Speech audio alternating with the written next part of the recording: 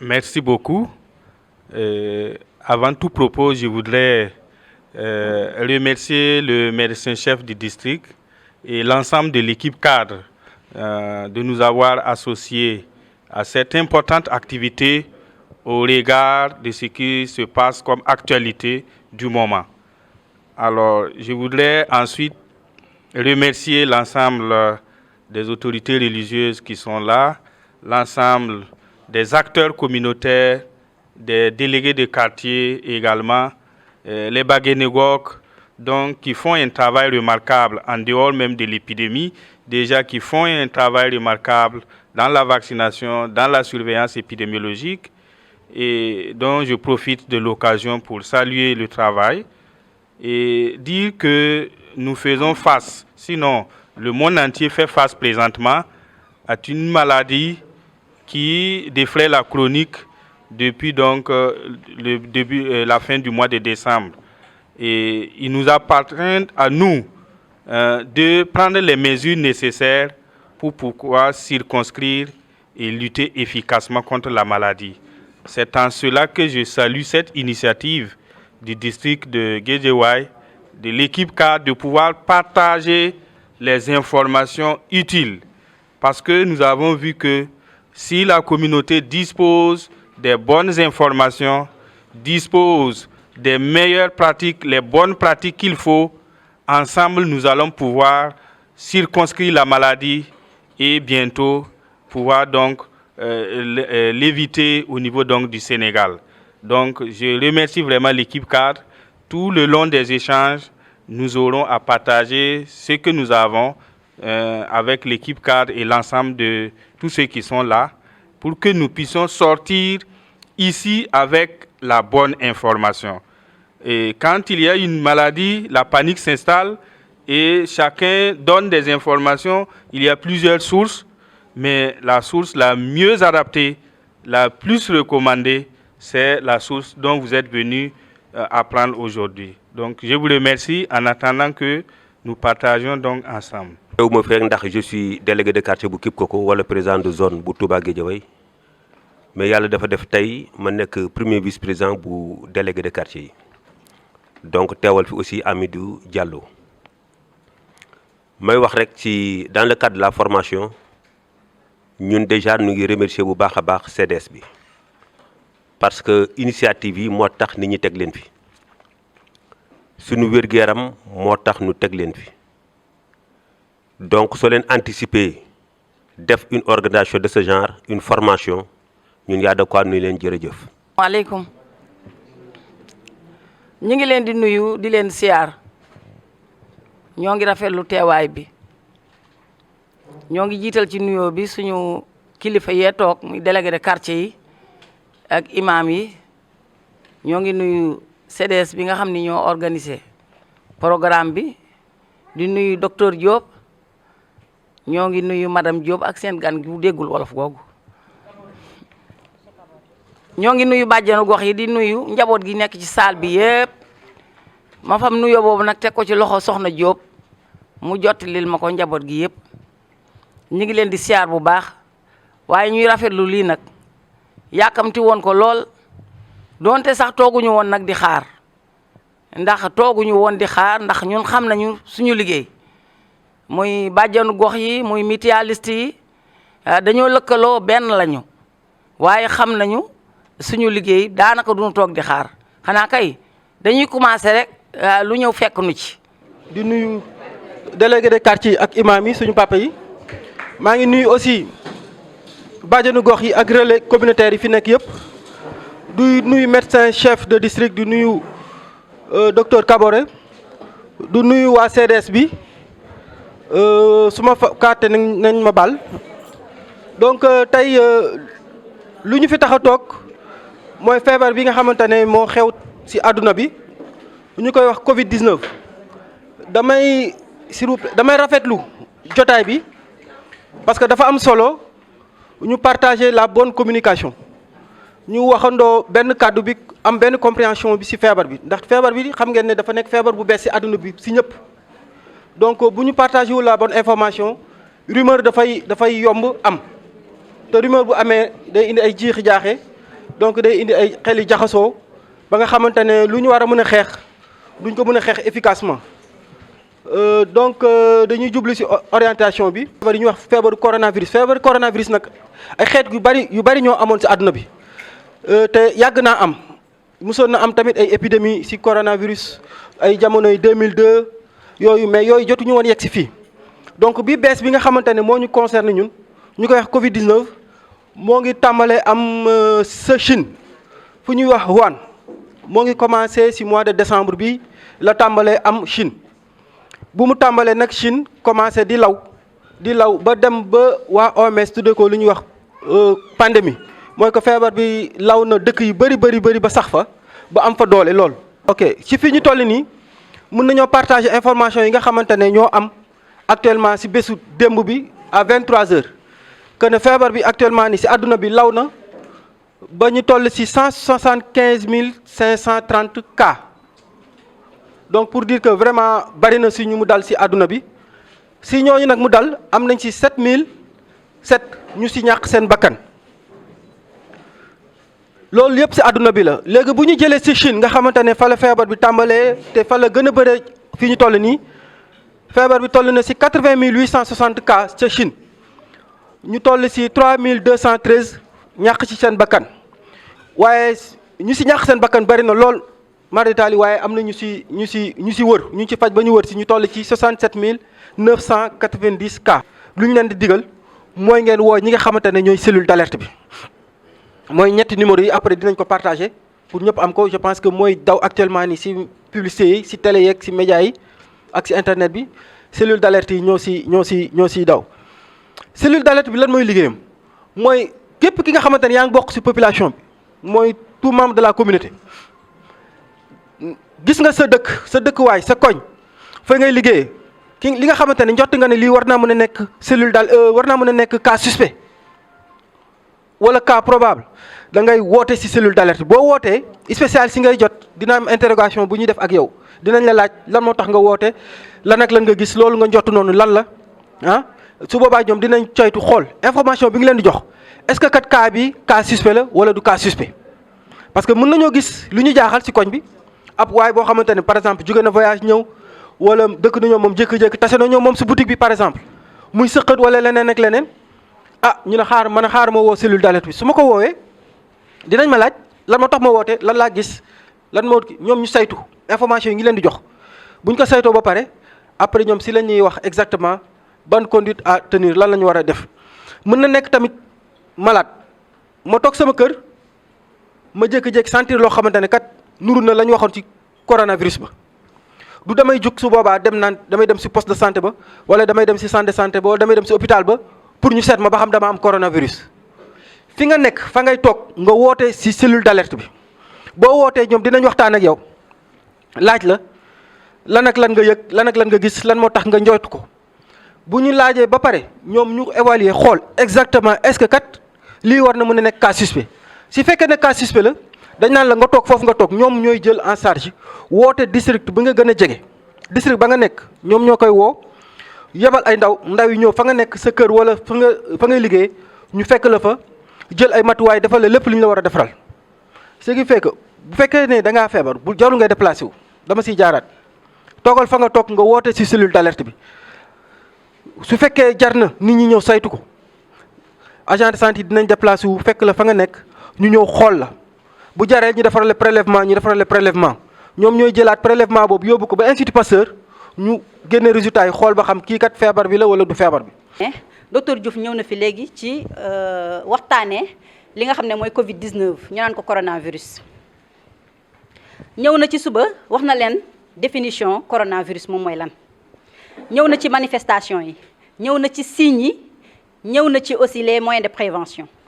man nag damay ñëw ci mesure de prévention yi. naka lañ koy moytandikoo mooy fagaru moo gën faju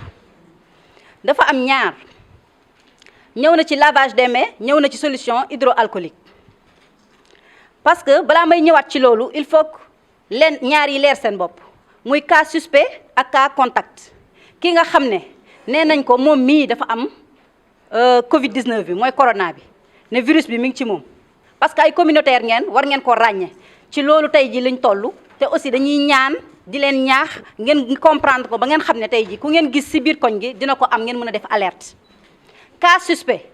ki nga xam ne jóge na ci dëkk yi léegi dootuñu wax ay Italie ak ay Allemagne ak ñoomi seen ki France ki nga xam ne jóge na ci dëkk yi nga xam ne rek am na corona parce que pandémie la ñu wax mbas lañ toll léegi ñun ñëpp ñu pays yëpp ñoo ko am continent yëpp ñoo am li nga xam ne moom mooy Covid 19. ki nga xam ne jóge na fa ci 14 jours yooyu ngeen gis ne tey jii mi ngi présenté benn signe maanaam muy sëqat wala ay yaxam di metti wala muy tëchali mu am fièvre supérieure à 38 degrés parce que loolu c'est très important. sànq ñëw na ci nee na dafa nuroog li nga xam ne ay signe grippe la wala rhume kon nag bu ñu gis ne kenn sëqat na rek dafa am coronavirus déedéet jóge na ci réew yi nga xam ne am na coronavirus nañ ko bàyyi xel ci fukki fan ak ñeent yooyu xool ndax amul dara lu ko jot. te kooku aussi muy cas suspect boobu les cas contact mooy ki nga xam ne moom dafa am jàngoro ji ba pare am na ko mu xam ko mu ñàkk ko am ñi nga xam ne tey jii muy jabaram ay doomam maanaam waa kër gi wala ay xaritam fi mu demoon ñooñu dafa demoon di saafante ak ñoom ci durant 14 jours yooyu kooku ñooñu ñëpp ay cas contact lañ parce que nekk nañ ki nga xam ne am na kii bi virus bi muy Covid 19. exemple bi ñu leen di jox mooy cas wu Touba. gis ngeen moom bi ñu ko defaree les tests mu confirmé cas contact mooy ñaari jabaram yi ñoo njëkk a am mu amaat beneen doomam bi am ñaari at biñ ko xoolee daf ko am beneen doomam bi am 15 ans fukki at ak juróom biñ ko xoolee aussi daf ko am te kooku moom aussi demoon na jàngi ji école te xoolal cas contact yooyu yëpp ñi ngi ñaan yàlla nañ yàlla dimbale rek cas yi daal na fi yem rek mu bañ a kii mais nag wax dëgg yàlla luy réalité mooy cas contact yi bëri na parce que ñoom dañoo déplacé wu woon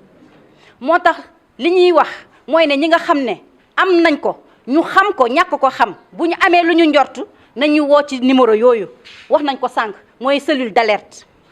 ñu woo aussi SNEIPS muy 800 00 50 50 nañ leen woo sami ñëpp xam nañ seen numéro muy le 15 15 c'est très important malade bi warul déplacé wu ñëw ci hôpital bi muy le centre de santé muy le poste de santé parce que aussi fi muy jaar yëpp ba ñëw fa deful masque deful dara day exposé environnement bi mu jaaroon yëpp même le prestataire bi mu fay fekk mais wax dëgg yàlla ñu ngi ciy sant au niveau du district de Guédiawaye gis nañ ne docteur bi mu defee note ne chaque prestataire saa yu xëyee na jël masque muy masque chirurgicaux yooyu mooy masque yu xaw yi oyof waxuñu masque yi d'ici mu jël ko pour se protéger parce que moom le prestataire moom mooy premier contact xamul ban malade moom moo am corona parce que tey dafa am ñaar am na ci ñoo xam ne dañuy am virus bi te duñu am benn signe duñu am benn fièvre parce que ki nga xam ne mooy cas bi nga xam ne dafa feeñoon fii ci Roi Baudouin moom jabaram amul woon benn signe amul woon lenn lu koy metti mais bi ñu demee xool ko def ko test Covid 19 bi dañoo gis ne moom mii am na ko parce que lavage bi tamit noonu la waroo jël benn seau def ci ndox def ci sa savon dugal ci sa loxo beneen astu ñëw dugalaat ci loxoom beneen sàmb ñëw dugalaat ci loxoom loolu du raxasu au contraire mën nañ fa jëlee yeneen maladie te dañoo jugoon pour lan dindi lépp luy salte suñu loxo beneen bi nañu éviter le savon parce que lu tax ma naan la savon nañ ko éviter parce que ñun savon bi nuñ ko war a defee duñ ko defee dañuy jël benn saabu jël benn pot jël saabu bi man su ma ñëwee tey jël sama loxo yi tooyal ko ba mu tooy jël ci savon bi saabu bi tooy na ma jël def ko ci pot bi bàyyi naa ko fa muy gajëf bàjjen alima moom it bu ñëwee yëkkatiwaat saabu bi tegoon ne moom it nestaan dafa ñëw pour dindi salte yi ci loxoom or que man salte yi ma bàyyoon ci saabu bi moom nga jëlaat nañu éviter savon bi parce que ñun amuñu fi nga xam ne dañuy teg saabu bi à l'air libre muy waw keneen di ñëw di utiliser waat loolu ñun duñu def loolu moo tax nañuy jël lépp li nga xam ne savon liquide la muy madaar wala omo ñu am fuñ ko def nii moo frotté biiri loxo yi digg loxo yii nii ci diggante yi yii lay bomb fii ñëw ci kaw doomee bi bomb lii bombaat fii bombaat ñëwaat ci yii bomb fii bombaat fii ñëw fii parce que samay biir wee day salte ñëw def rotation bomb ñëwaat fii bomb ñëw ci baaraam bu mag bi tout le temps day téye salte bomb ñëw ci poignet bi bomb ba mu set voilà léegi nag ma doogee ñëw ñu sottil ma. maa ngi jégalu damay ñëw tàggatoo ak yéen daa am benn urgence bu ñu woo fu mu war a daw léegi si liggéey bi di remercier également teewaay bi li ñu fi jot a wax yëpp important na mais lu ñu leen waxee nii rek cadre bu ñu nekk def ni intervention communautaire yi moom lay wooye si cadre liggéey bi ak waa OMS dina si gën a ñëw dans le cadre du naan RCCE maanaam ce qu'on appelle gestion risque communautaire la ak engagement communautaire parce que dafa bokk si liggéey déjà question yu bëri mu ngi wane fii ñu am na benn niveau compréhension boo xamante ne ñu bëri si loolu la ñu am alors teewaay bi c'est pour ñun ñëpp ñu mën a harmoniser ñëpp ñu mën a xam feebar bi naka la ak comment ça se transmet loolu yëpp dañ ko war a xam beneen bi également lu gën a important prévention la moo tax image bi sax ñu affiché ko bàyyi ko ni pour ñëpp mën a gis mesure yoo xamante ne war nañ ko mën a jël autant de fois que possible amul nombre bu la naxee nga raxasu milliards de fois amul benn nombre boo xamante ne c'est limité mais raxasu devant ay faits parce que mënoo see dëkk aussi c'est devant ay faits am ñoo xam ne boo génnee bay ñëw si ngay raxasu boo defee yenn mouvements yi si ngay raxasu yenn activités yi si ngay raxasu boo duggee si yenn lieux yoo xamante ne c'est du public da nga war a raxasu loolu day tax au moins ñu jël disposition yi mais aussi dans le cadre information sensibilisation yi ngeen war a def installé beaucoup également sur hygiène yi mais également sur période bi nga xamante ne ñëpp toog par exemple seen kër arrêté nañ école yi boo demee ñëpp a ngi plage néew ñu nit ñi nañu génn école pour dem plage mais nañu di génn école pour toog seen kër pour déplacement yi wàññeeku il faut que les gens restent chez eux ñu wàññi regroupement yi wàññi yenn mouvement yi wàññi tout ça loolu moo tax ñu arrêté woon au fait école yi ak université yi mais arrêté wuñu ko pour nit yi nekk en vacances dañ ko arrêté pour que les gens limitent leur déplacement pour contact yi mën a wàññeeku le maximum donc si loolu laa doon gën a ñëw xam naa ne en tout cas experts yu fi nekk nii ñoom madame Diop ak docteur Kaboré den gën a insister sur ça donc man maa ngi dem xam naa du ñàkk dañeen dajewaat sur le terrain si yeneen événement. Alors, je voudrais commencer par dire que cette maladie est une réalité. Il faut qu'on admette cela parce que lutter contre la maladie commence par accepter et reconnaître la réalité de la maladie. Et maintenant, qu'est-ce que nous devons faire pour contrôler cette maladie, pour prévenir cette maladie? Cela incombe à nous tous. C'est à nous tous de nous engager et de travailler à ce que nous puissions contrôler la maladie au Sénégal. Mais avant tout, je voudrais résumer quelques éléments. Comment se transmet la maladie? Comment ça se propage? Parce que pour lutter contre cette maladie-là, nous devons savoir comment quelqu'un doit attraper cette maladie terre à terre. Il y a deux voies possibles. La première voie de contamination, de transmission, c'est la voie directe. Direct, ça veut dire quoi? Lorsque moi je parle à quelqu'un qui est en face de moi, qui a la maladie, à travers les gouttelettes que cette personne rejette, je peux prendre la maladie. Ça, c'est la première possibilité qu'il faut communiquer à la communauté. La deuxième voie de contamination, c'est la voie indirecte.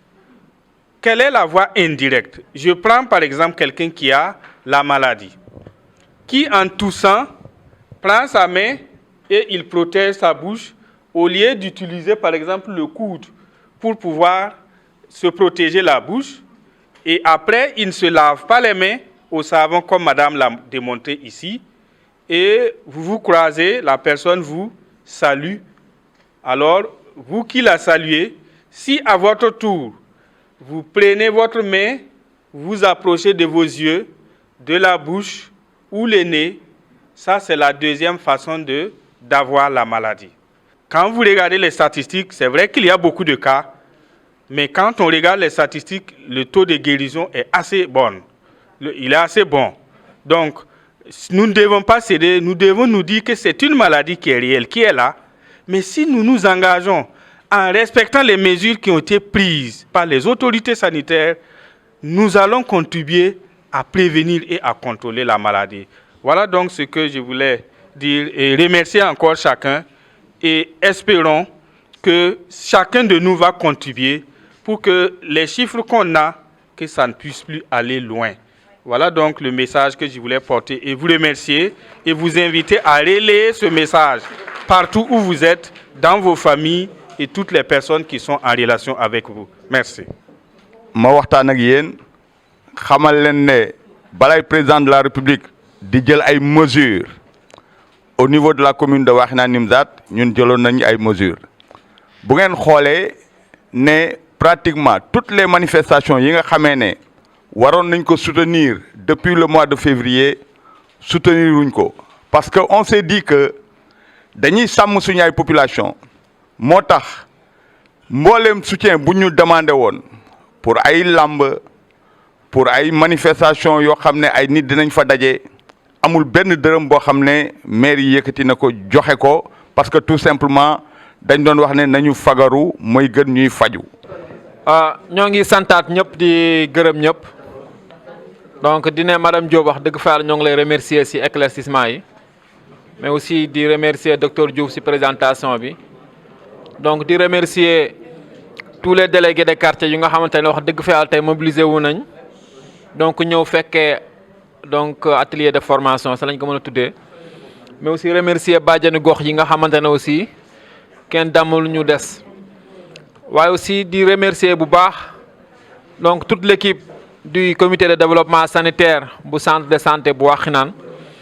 donc muy les relais muy également les superviseurs donc ñoo ngi leen di remercier bu baax a baax ci seen mobilisation mais également ci seen engagement pour le développement de notre centre mais aussi comme ni ma leen koy waxee rek à Guédiawaye benn centre de santé rek la am te yàlla dogal na centre de santé boobu noonu Guédiawaye ci Wakhinane Nimzatt la nekk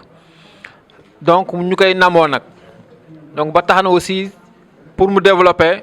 il faut que ñun ñi nga xamante ne ay ndaw lañ ñu jël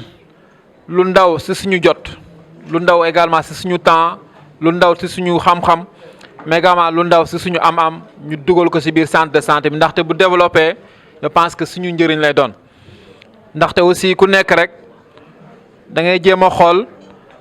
gannaaw ba gox bi dafay quelque chose pour yow